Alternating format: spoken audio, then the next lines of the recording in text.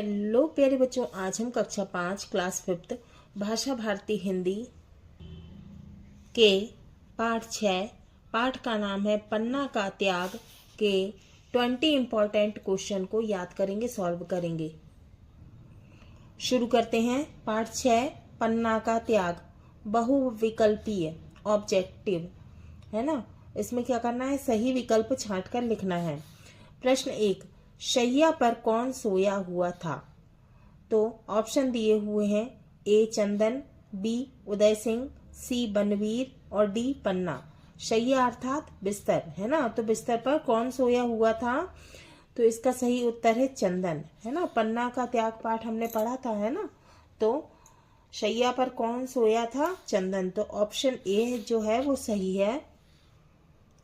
प्रश्न 2, कविता में मृगी, मृगी अर्थात हिरनी है ना, हिरनी और छौने शब्द के लिए किसके लिए प्रयोग किया है? हिरनी का मतलब होता है, मृगी का मतलब होता है हिरनी और छौना माने उसका बच्चा। तो लेकिन कविता में किसके लिए प्रयोग किए गए हैं शब्द? कविता में मृगी और छौने शब्दों के लिए किसके लिए प्रयोग किया है? ए पन्ना और उदय सिंह, बी पन्ना और कीरत, सी पन्ना और बनवीर, डी पन्ना और चंदन। तो इसका सही उत्तर है डी पन्ना और चंदन।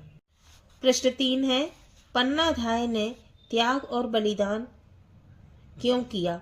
ऑप्शन ए है ईश्वर की भक्ति के कारण, बी देशभक्ति के कारण, सी स्वामी भक्ति के कारण, डी ममत्व के कारण।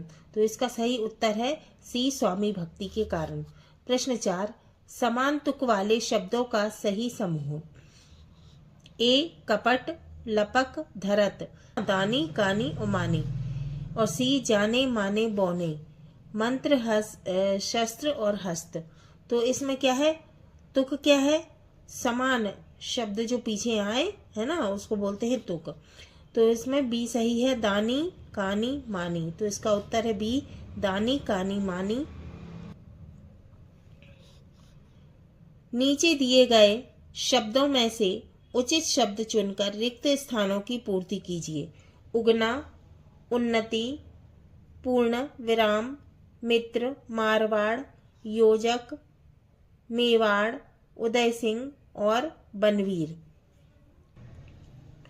प्रश्न 5 है, पन्नाधाय डैश राज्य की रहने वाली थी। इसका सही उत्तर है मेवाड़। तो रिक्त स्थान में आएगा मेवाड़। प्रश्न 6, उदय का पर्यायवाची शब्द डैश है। उदय माने सुबह सूर्य उदय होता है ना, क्या बोलते हैं, सूर्य उदय हुआ है ना, तो इसका पर्यायवाची है उगना। इसका उत्तर है उगना।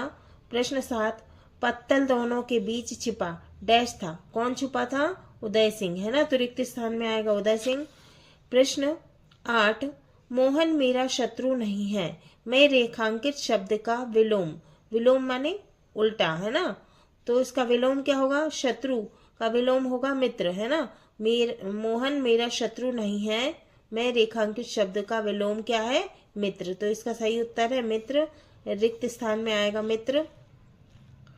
प्रश्न 9, रोम रोम में ज्वार उठा पंक्ति में चिन्ह का प्रयोग किया गया है। किसका प्रयोग किया है? ये जो लाइन है ना इसको क्या बोलते हैं? योजक चिन्ह। ये जो छोटी सी लाइन खिंची होती है दो शब्दों के बीच में, तो उसे बोलते हैं योजक है ना। तो इसका उत्तर है योजक। अति लघु उत्तरीय प्रश्न, अति माने बहुत, लघु माने छोटा है ना, बहुत छोटे उत्तर वाले प्रश्न है ना। तो प्रश्न 10, चंदन की माँ का नाम क्या था? तो इसका उत्तर है चंदन की माँ का नाम पन्नाधाय था। अब है प्रश्न 11, तलवार शब्द के समान तुक वाला शब्द लिखिए। उत्तर है तलवार, सलवार। पीछे क्या आ रहा है? वार आ रहा है ना। तलवार, सलवार, सरदार, खबरदार है ना। अब है प्रश्न 12, बनवीर उदय सिंह को क्यों मारना चाहता था? तो इसका उत्तर है उदय सिंह राज्य का राजकुमार था, उसे मारकर राज्य पर अपना कब्जा करना चाहता था। कौन? बनवीर। प्रश्न 13, यदि आप पन्नाधाय के स्थान पर होते तो उदय सिंह की रक्षा कैसे करते? उत्तर है यदि हम पन्नाधाय की जगह होते तो अपने प्राणों को न्यौछावर करके भी उदय सिंह की रक्षा करते। अब है लघु उत्तरीय प्रश्न। प्रश्न 14, पन्ना ने उदय सिंह के प्राणों की रक्षा क्यों की? इसका उत्तर है स्वामी का कर्ज चुकाने के लिए, मतलब स्वामी का ऋण चुकाने के लिए पन्ना ने उदय सिंह के प्राणों की रक्षा की।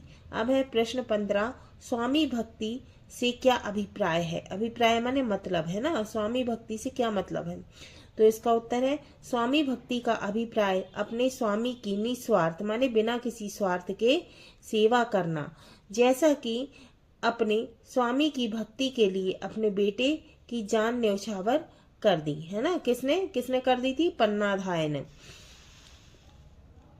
अब है प्रश्न 16, निम्नलिखित शब्दों के दो दो पर्यायवाची लिखिए। उत्तर है अंबर का गगन और आकाश, सूरज का क्या होएगा? दिनकर, दिवाकर, भास्कर है ना, सूर्य।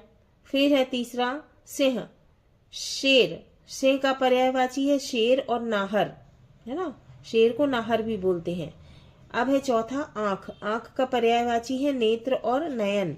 फिर है 17, प्रश्न 17, निम्नलिखित वाक्यों में रेखांकित शब्द का विलोम प्रयोग करते हुए वाक्य को फिर से लिखिए। उत्तर है पहला, वह बार बार सामने देख रहा था। तो क्या होगा उसका? वह बार बार, सामने का क्या होगा? विलोम। पीछे, तो वह बार बार पीछे देख रहा था। दूसरा, इतनी जल्दी मत करो, इसका विलोम क्या होगा? इतनी देर मत करो। फिर है मैं, तीसरा, मैं कल प्रातः काल आ जाऊंगा, विलोम क्या हो गया? मैं कल रात्रि को आ जाऊंगा। चौथा, वह मृग शावक को जीवित देखकर लौट गया। अब इसका क्या होगा विलोम? वह मृग शावक को मृत देखकर लौट गया। पांचवा, रमेश मेरा मित्र नहीं है, इसका विलोम रमेश मेरा शत्रु नहीं है। अब है दीर्घ उत्तरीय प्रश्न। प्रश्न 18, आपको पन्ना, कीरत और बनवीर में से किस पात्र ने सबसे अधिक प्रभावित किया और क्यों? अपने शब्दों में लिखिए। तो उत्तर है हमको सबसे अधिक प्रभावित पन्ना ने किया, क्योंकि पन्ना ने राजा के बेटे के स्थान पर अपने बेटे को लेटा दिया। उसका त्याग और स्वामी भक्ति और बलिदान का एक ऐसा उदाहरण है। पन्नाधाय जैसी कोई धाय शायद दुनिया में किसी भी देश में नहीं हुई है। वह स्वामी भक्त थी, वीरांगना थी। पन्नाधाय जैसी माताएं देश का इतिहास बदल सकती हैं। अब है प्रश्न 19, बनवीर के महल में प्रवेश करने पर वहां का दृश्य कैसा था? अपने शब्दों में लिखिए। तो इसका उत्तर है बनवीर के महल में प्रवेश करने पर वहां उदय सिंह लेटे हुए थे, बादलों में बिजली चमक रही थी, पन्ना सहमी खड़ी थी और चंदन के वस्त्र बदल दिए। किसने बदल दिए थे? पन्ना ने, है ना। एक माँ का हृदय चीत्कार रहा था, माने बहुत दुखी हो रही थी पन्नाधाय। आंखों में आंसू थम नहीं रहे थे। किसके आंसू निकल रहे थे? पन्नाधाय के। उस समय ऐसा प्रतीत हो रहा था, माने ऐसा लग रहा था मानो यमराज वहां आ गया। एक हिरनी ने अपने बच्चे को सिंह के हाथों में सौंप दिया। अब है प्रश्न 20, निम्नांकित शब्दों के विलोम शब्द लिखिए। धरती का विलोम अंबर, महल का झोपड़ी, मृत का जीवित, विश्वास का अविश्वास, जागना का सोना। हाँ तो बच्चों, ये हमारे पार्ट 6 पन्ना का त्याग के 20 इम्पोर्टेंट क्वेश्चन पूरे हुए। अगले वीडियो में हम पार्ट 7 दशहरा के 20 महत्वपूर्ण क्वेश्चन को याद करेंगे, सॉल्व करेंगे।